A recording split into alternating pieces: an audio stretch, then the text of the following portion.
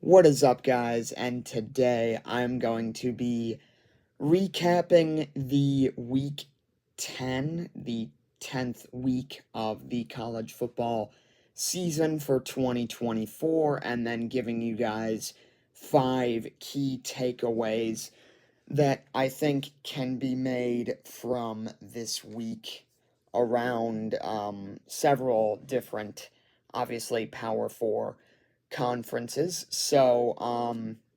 Yeah, I'm just going to be giving you guys 5 takeaways based on the games that we all saw from this past weekend. So, without further ado, we will get into the first takeaway, which is James Franklin just cannot win big games of like any sort. Like literally. He is inept. He cannot do it. Uh I I don't know what it is. Penn State, you know, you just think they have, no matter what year it is, this year, any past year, whatever year, you just think they have the perfect storm of events happening. They're an undefeated team. College game day is there. Big noon kickoff is there. Drew Aller is playing. Just everything. It's a home game. Number 3, number 4. Everybody's there. Everybody's watching. It's just the perfect storm for them to get a win. And they just didn't play like they wanted to. Um, it's just first and I can't believe first and goal at the 3, you run the ball up the middle 3 times. So, you know what the Seahawks did in Super Bowl 49? They did that. They did what the Seahawks should have done 3 times and then did what the Seahawks actually did, except without the interception. The ball only fell to the ground, turned it over, and that eventually led to the end of the game after Ohio State had a nice sustained drive with still like over 4 minutes left at that point to finish off the game, and that was it. Ohio State won again, so James Franklin's got a. I mean, I know. I feel like the term like firing a coach is kind of just thrown around in today's just sports world, not really college football in general, but just sports. But Penn State is that kind of program where those games need to be won at some point. I mean, you're not going to win them every year, that's clear, but you gotta win them at some point, and he has just not done that at all. And it's, it's, you know, I always think, like, Penn State, if college football is scripted, Penn State is the team whose script just doesn't change from year to year.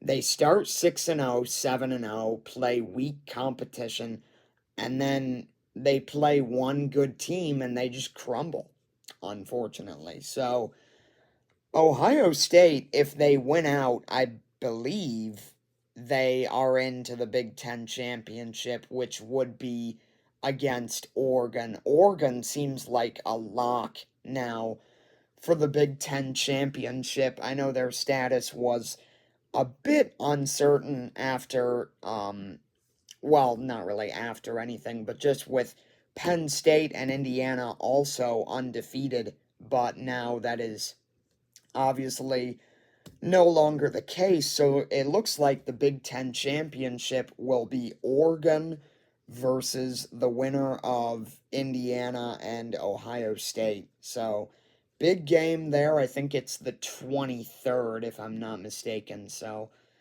should be a good one, man. Indiana trailed for the first time this season a couple days ago on Saturday against Michigan State. They trailed 10-0 and then decided let's not do that again and scored 47 unanswered to win the game 47-10. So they're like 9-0 now.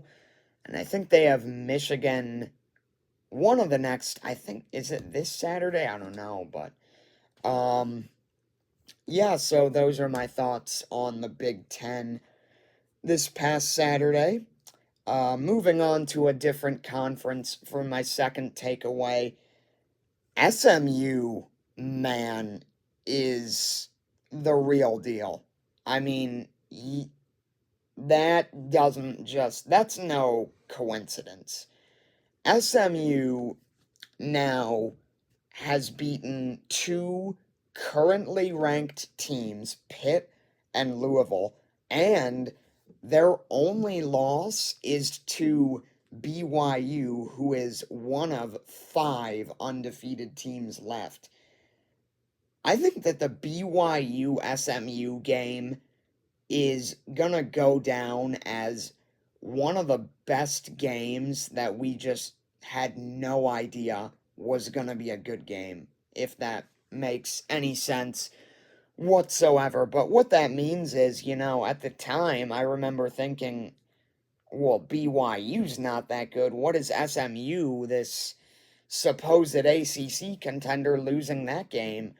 And, what do you know? BYU is undefeated by the almost middle of November, and SMU, that's still their only loss to this day.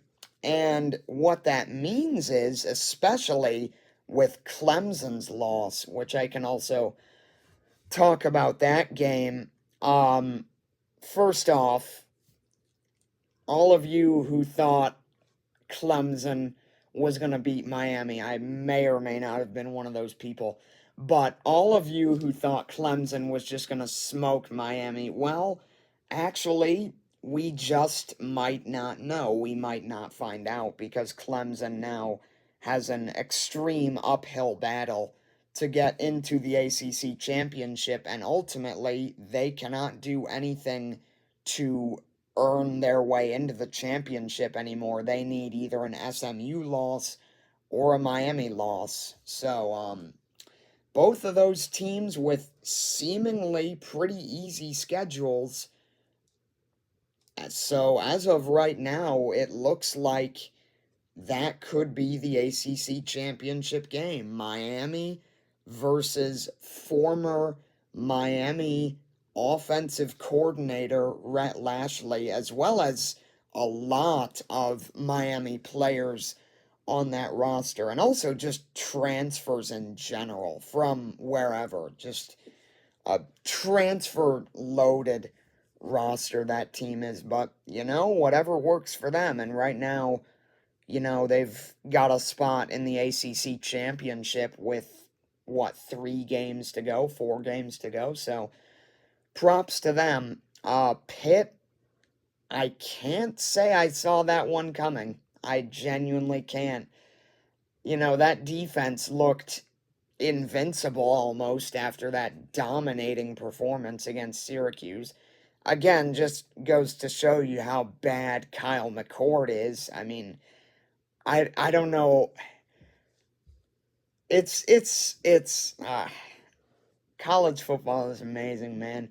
Last year, just under 12 months ago, he was the QB at Ohio State, and now he got absolutely exposed by a Pitt defense who the next week got exposed themselves by SMU. So, what I can tell you about that Miami SMU game, I don't know who's going to win, but I know the winner will probably have a 50-something or 60-something in the point column. There is going to be no defense in that game whatsoever. So, those are my thoughts on the ACC. Moving on to the SEC, a lot went down in that conference this past Saturday, and part of that was the Florida Georgia game. I think a lot of people are going to take this one the wrong way and say, oh, Georgia this, Georgia that, Carson Beck this. And first off, Carson Beck, what are you doing? What is this? 11 interceptions in 5 games? They've got to fix it. That's all I'm going to say. Ole Miss this Saturday could be a big game, but for some reason I do not see Ole Miss winning that. So, people might say, oh, Georgia, they struggled with this Florida team and whatnot. Here's what I have to say. Florida has gotten themselves into too many close games with too many good teams for people to keep saying, oh, against this bad Florida team. Here's my hypothesis, and again, this will never actually be tested.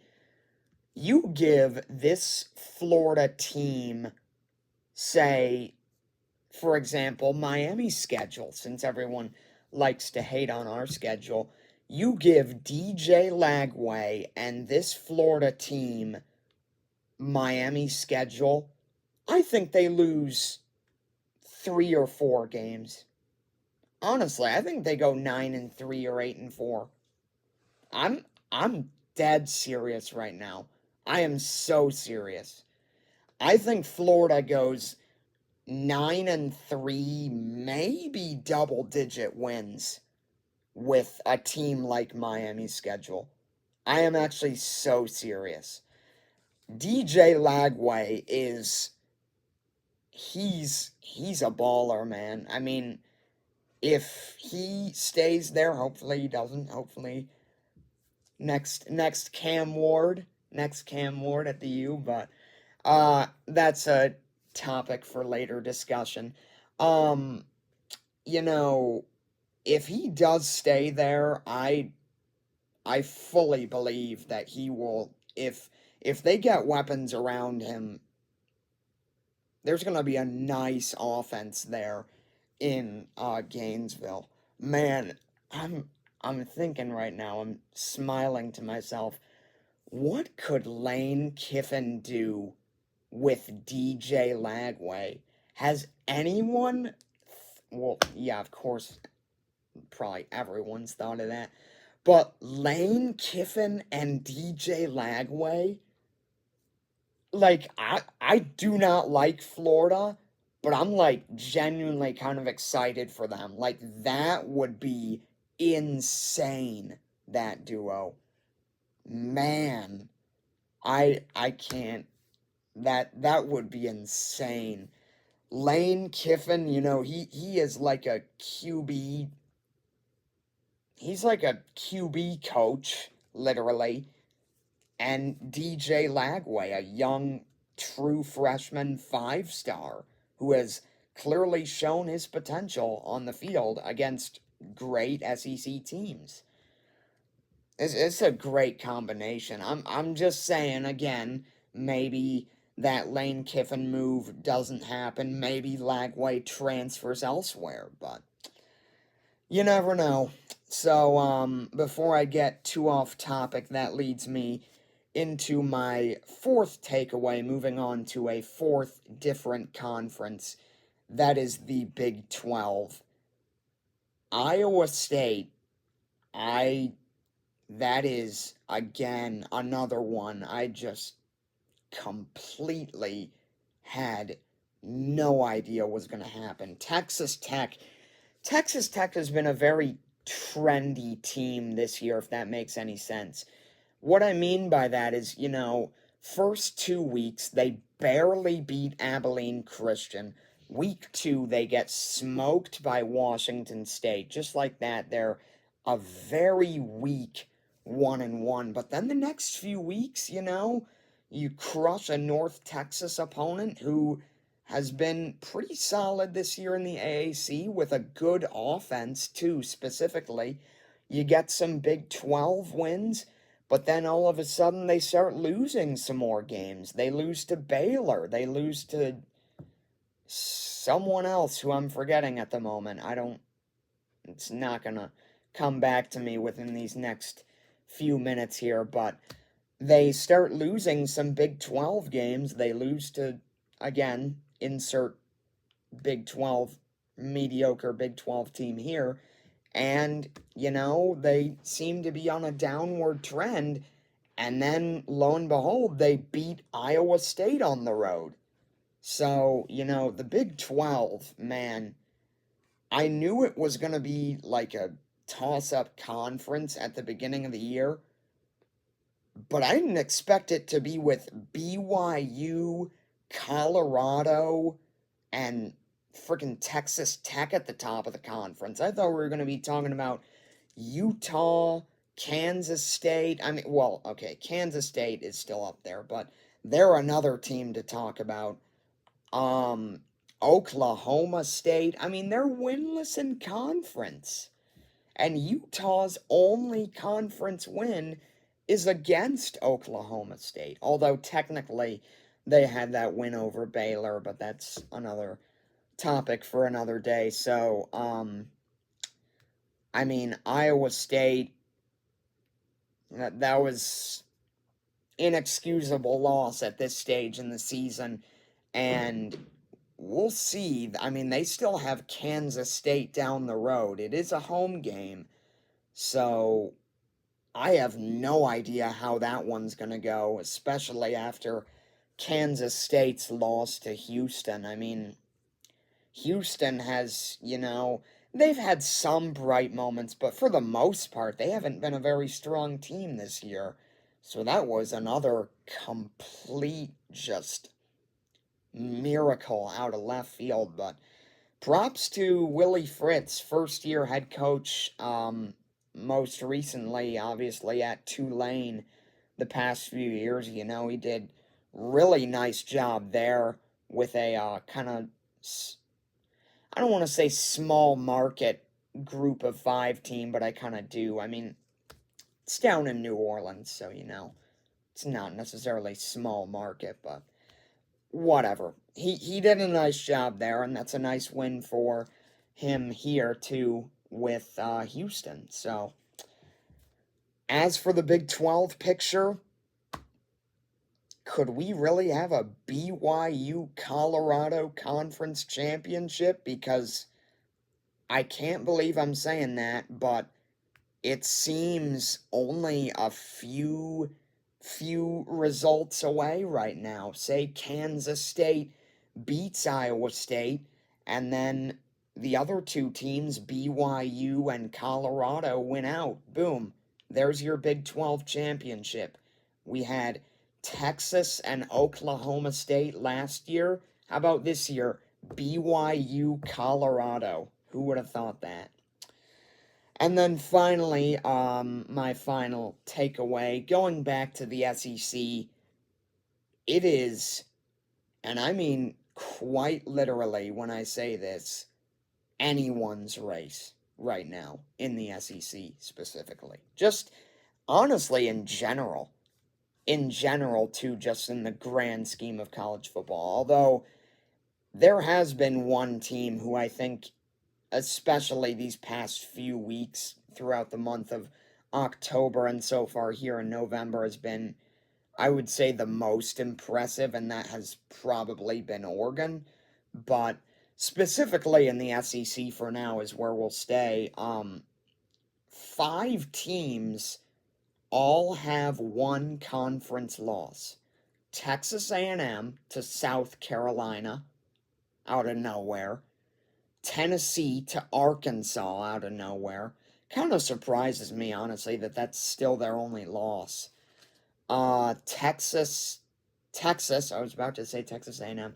Texas, whose loss is to Georgia. Now that's fair, obviously. Georgia's only loss is to Alabama, who's not in this picture. And LSU, whose only loss is to Texas A&M. And